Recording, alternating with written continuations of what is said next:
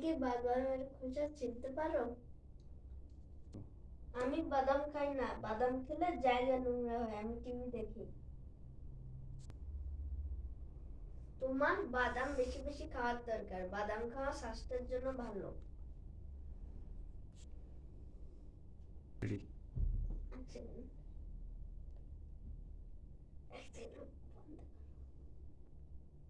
বাদাম খেলে লাস্টে তোমার ভুঁড়ি হবে, তখন তোমার ব্যায়াম করা লাগবে।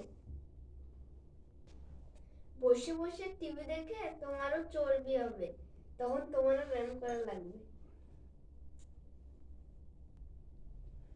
বাদাম খেলেও মোটা হবা, বসে বসে টিভি দেখলেও মোটা হবা।